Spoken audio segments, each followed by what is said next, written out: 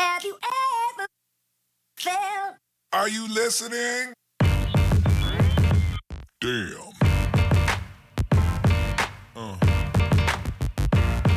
Yeah. Yeah. Yeah.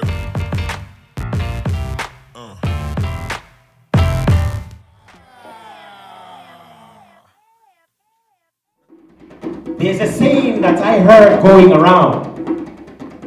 They say when you want to hide anything from a black man, a black person, they say, keep it in a book. And he will never get it. Ladies and gentlemen, I want to say this very clearly. A book comes from a black man. And within the African culture, the highest spiritual entity is feminine, not masculine.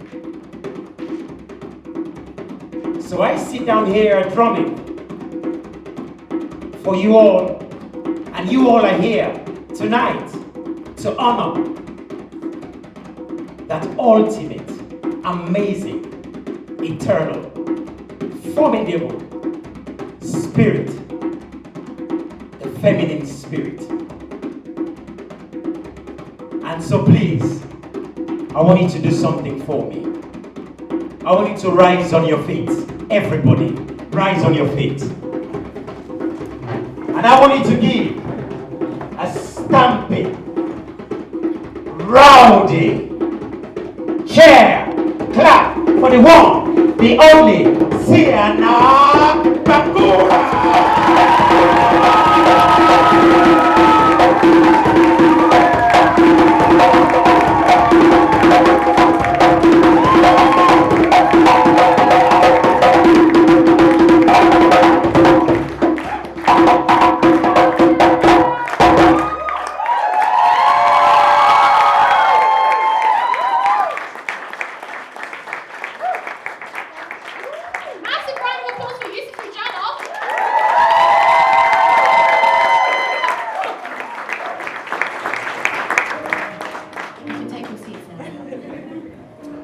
Dare I say it, I feel like Elephant is my little lemonade. In terms of just being, I don't think I've ever been this open. I'm actually I'm a very private person, to be honest.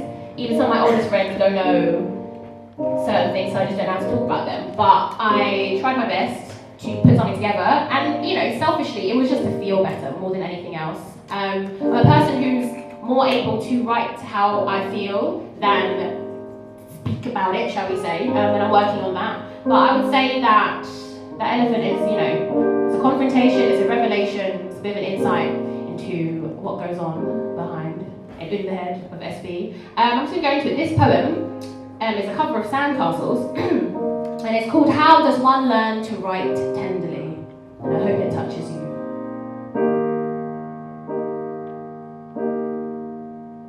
How does one learn to write tenderly? Master how to be soft in hard places. Lower your voice. Breathe heavy, then light, like the magic in the guts of dragons. How does one learn to weep in public without shame? To stand naked and say, I am wounded, I am bleeding, I am lost, find me.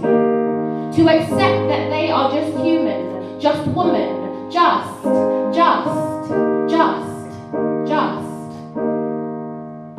How does one learn to forgive and forgive again? Emerge from petrol bombs, stinking of petals instead of smoke, carrying love in pelvises and smalls of neck, healing frozen water. How does one learn to chip away at walls so masterfully built for so long by so many? Dig away at roots of rotten trees about to fall, praying they catch me, catch you. How does one learn to worship at feet, clean sores with lemon juice and cayenne pepper, give courage to throats sore from yelling and weeping by drinking warm honey and lemonade? How does one learn to write like Warson? To peel back the skin of words and reveal their raw flesh. Prickly and soft all at once, I flinch, you flinch, then we are numb, praying in chasms that engulf us, blind us, soothe us in the dark until we learn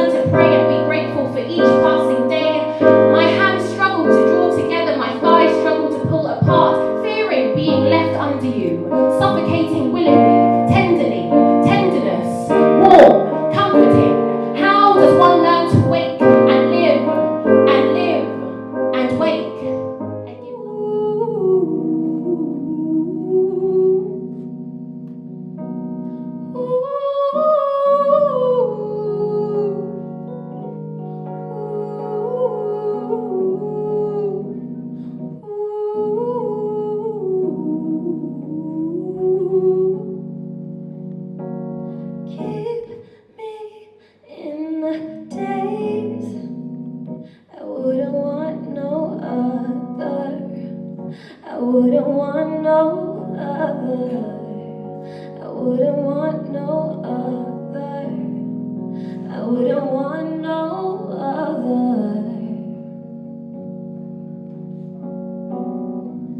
There's no telling what Sometimes it's hard, sometimes I cry, sometimes I forget to tell myself to be alright. I just wanna see you, I just wanna be with you. Sometimes I get down, sometimes I feel blue, sometimes I forget to tell myself to be cool. Say I just wanna see you, I just wanna be with you. And I wish that you were here with me forever. I've been praying for the sun to shine a little bit more. I wish the days could go back to when we used to hang together. We're going through changes. Say we're going I wrote a through song for you. I'll always write for you. I sing songs for you. I'll always sing for you. I dream of you. I dreamt of you. Don't I dream of you? Don't I dream? Then I wrote to you, and you wrote to me. I sang to you, girl. You smiled at me. I only want you, darling. I only want you. And I've been dreaming, I've been wondering of all the things we could be. I'm still dreaming and wondering, darling, don't you see all the potential we have? Just you and me, 'cause I smile and I write and I sing for you. Oh, oh, oh, honey, but you don't love me. No, you don't love me. No, you don't love me when I make it so easy. Why don't you love me? Why don't you love me? Why don't you love me when I make it so easy? So easy.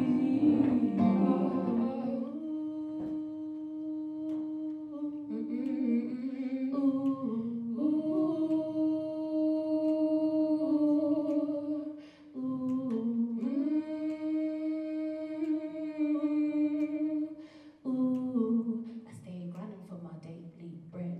Who you gonna be if you still getting lit? I stay grinding for my daily bread. Who you gonna be if you ain't getting fed? I stay grinding for my daily bread. Who you gonna be if you still getting lit? I stay grinding for my daily bread. Who you gonna be if you ain't getting fed?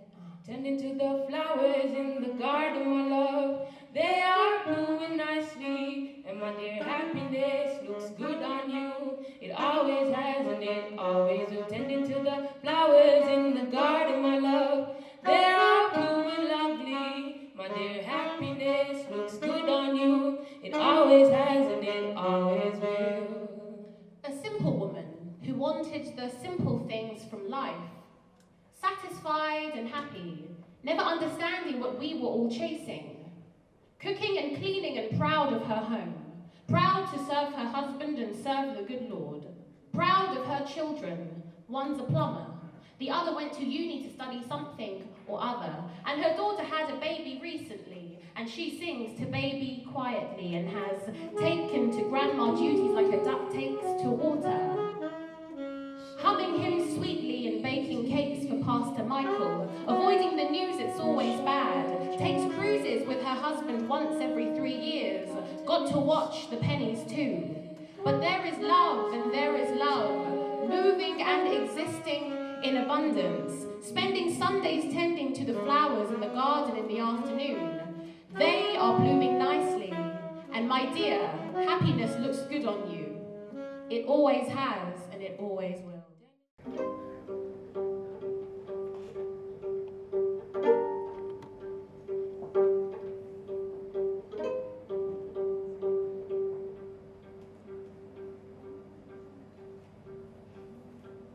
There's nothing quite like knowing that there is a person out there in the wild who knows your body intimately and knows all your carefully kept secrets even though they don't deserve it. Indeed, there is really nothing like it. And I have been known to sleep with wolves and give them second chances and chant redeeming spells, breeding a special kind of sadness and birthing a special kind of sorrow.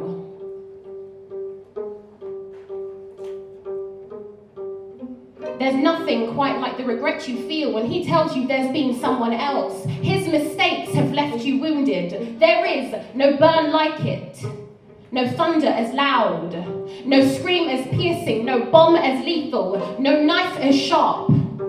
There's nothing quite like knowing that he's not who you thought he was, and that you were bought and sold like cattle. There's nothing quite like knowing that he's moved away and he's not thinking about this anymore. All the while you fight it, whilst it eats you, chewing on your skin. And nowadays, you constantly remind yourself that there are more important things than that person out there in the wild who betrayed you. No, there is really nothing like it.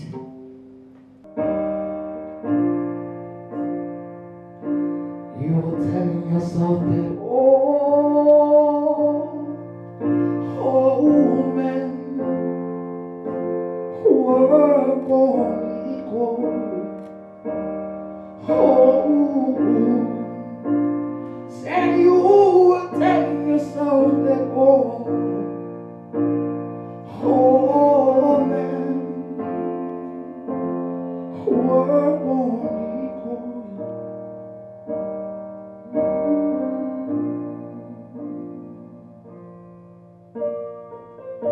The route you took to school every day, twice a day to and fro, for 7 years looks different now. The chicken shops are gone and have been replaced with coffee shops and Italian cafes.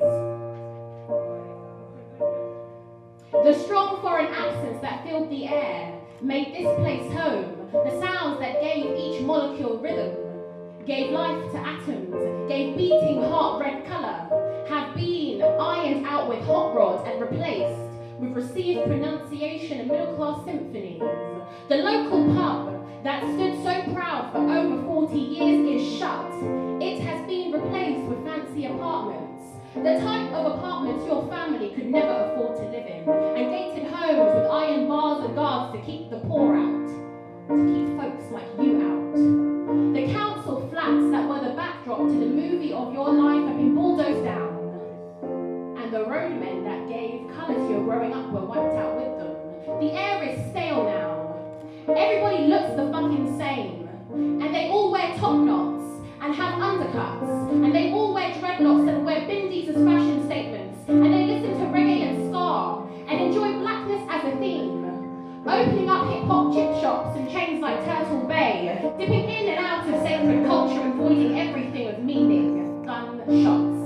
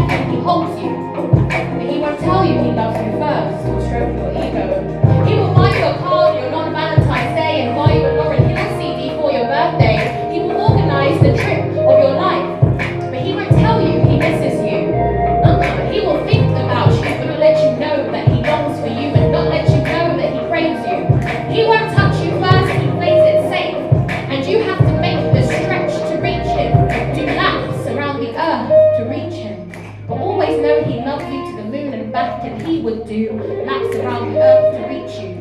That's right.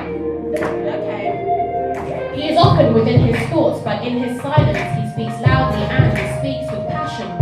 You must know that you complete him.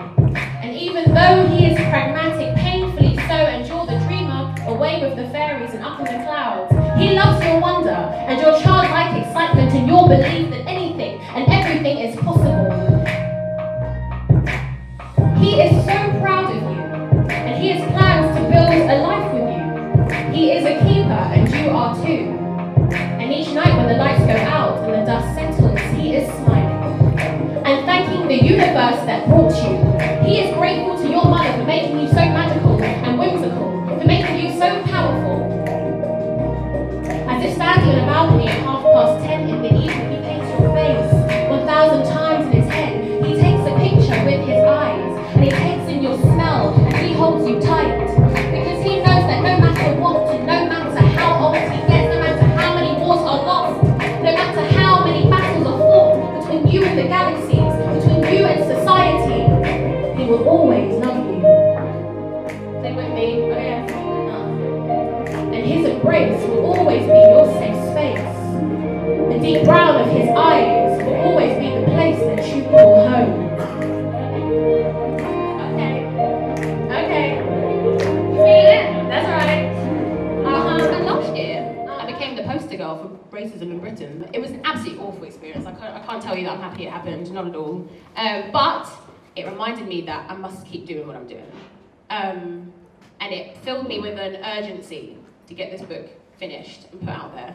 So yeah, so that experience is just kind of confirmation that we're not post-racial at all. We have a very, very long way to go, and it's important that we keep having these conversations, all of us, because it affects all of us. So this is Elephant.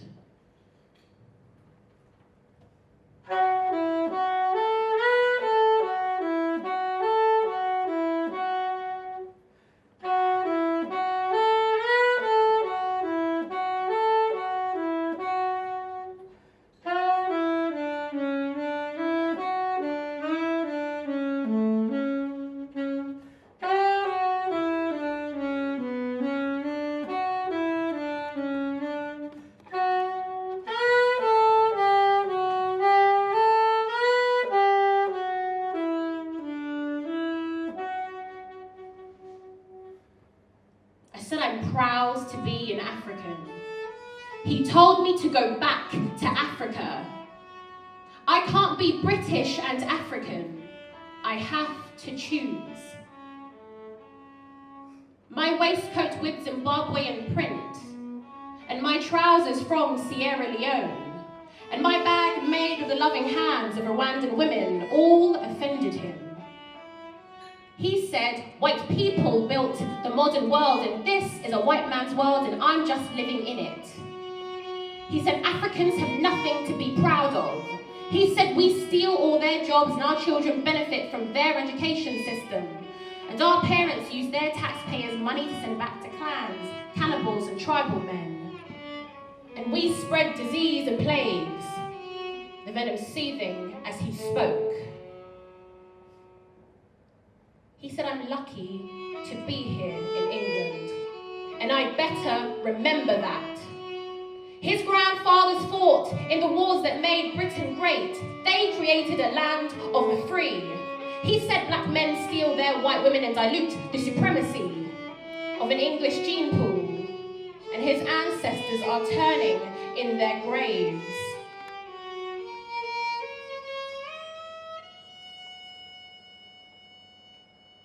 He said, I'm lucky to be pretty for a black girl, and that I speak well enough, despite the fact that I speak better than him, using we were instead of we was, and knowing the difference between there, and there, crossing my T's and dotting my I's, and speaking as if the Queen herself raised me.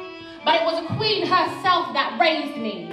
He said things were better when they had an empire, white people had respect. Now thugs on buses with black skin and thugs on buses with brown skin run the East End and the South.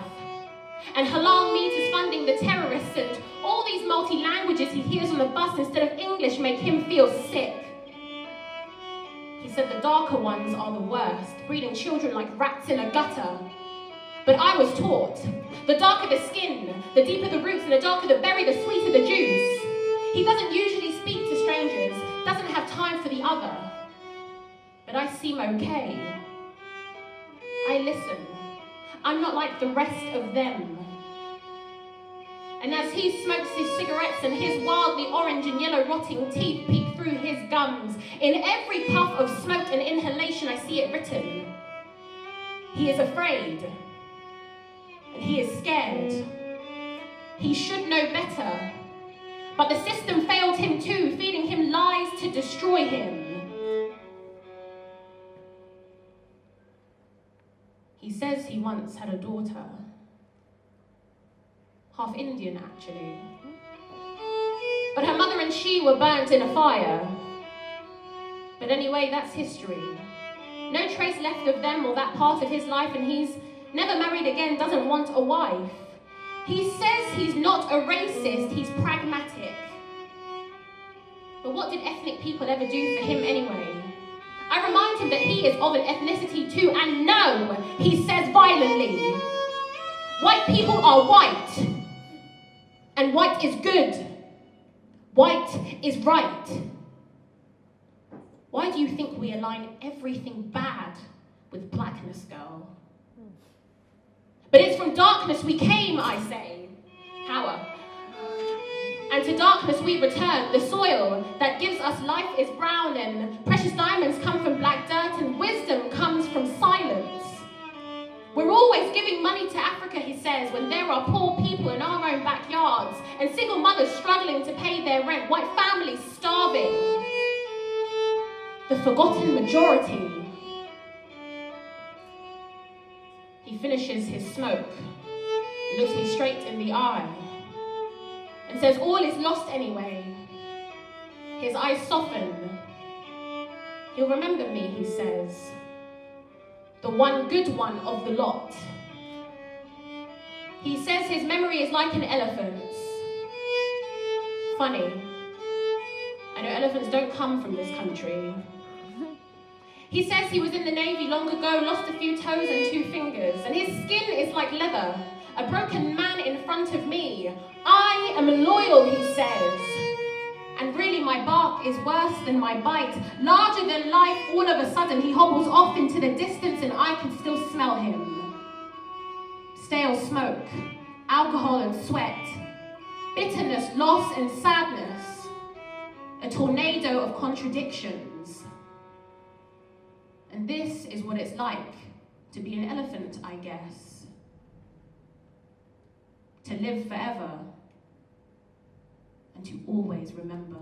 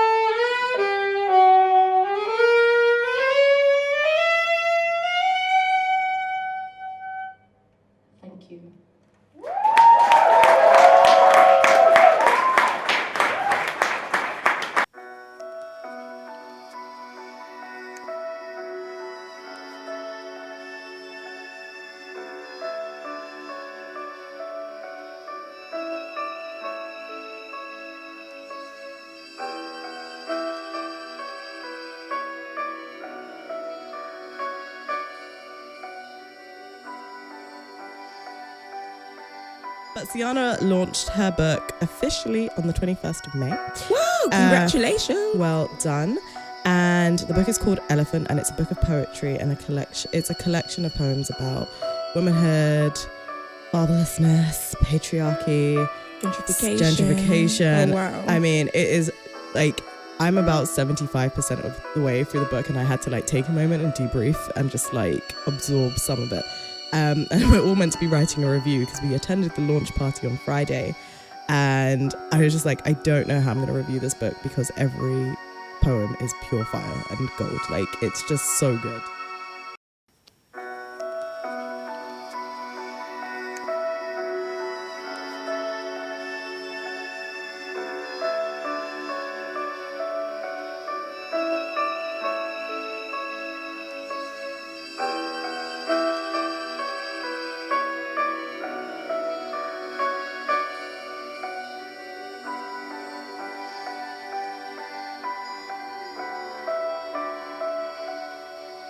I said I'm proud to be an African.